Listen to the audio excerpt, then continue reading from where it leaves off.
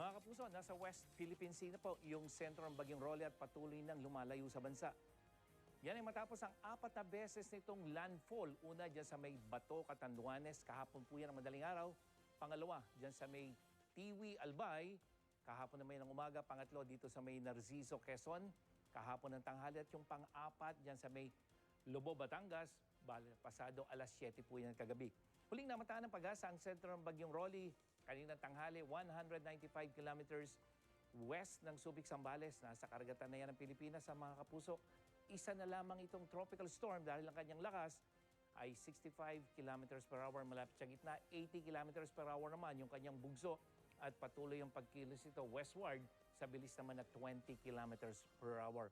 Sa latest forecast track ng pag-asa, tuloy-tuloy na mga kapuso yung paglabas niyan, posibleng bukas ng umaga, ito ay nasa labas na ng Philippine Area of Responsibility patungo naman ng Vietnam.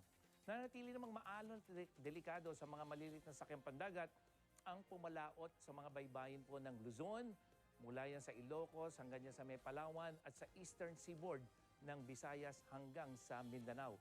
Patuloy naman sa paglapit sa bansa ang Tropical Storm Shoni na namataan naman ng pag-asa kanina rin tanghali sa layong 620 kilometers east ng Apari, Cagayan. Nasa may Philippine Sea mga kapuso at ang kanyang lakas ngayon 65 kilometers per hour malapit sa gitna.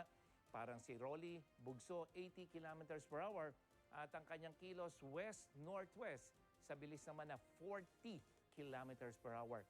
Wala pa pong nakataas na anumang wind signal sa alinmang bahagi ng bansa dahil sa bagyong sisyon. This monstrous super typhoon Goni, known as Rolly in the Philippines, has now made landfall here in southeastern Luzon with winds estimated to be gusting at 379 kilometers per hour in that center of circulation. That is the strongest landfalling typhoon since Typhoon Haiyan and actually matches Typhoon Haiyan as far as wind speeds are concerned. And we'll see what the estimations are after the storm, but really, you think of most storms, this is stronger than that storm you're thinking of outside of a few exceptions. And it's catastrophic damage we're going to be seeing ahead of this. 379 kilometers per hour. Think of a bullet train. This is moving. The winds inside of this are moving faster than that. You could be seeing surge 6 to 10 meters high, especially in that right front quadrant here, and even further towards the west as this starts to come on shore on the main island of Luzon as well. So strongest storm since Typhoon Haiyan, guys. The max of the T-scale, we had a T.8, 8.0 reading here. Simply put, that's what we use to estimate storms in their intensities.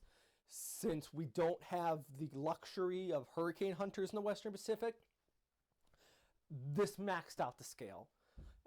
Once you get higher than that, it's just hard to figure out how strong these storms are. They're just so powerful. The engine here is just so strong. This is going to continue to move inland. Naga, very large population, or almost 200,000 people. This is going to move right over that.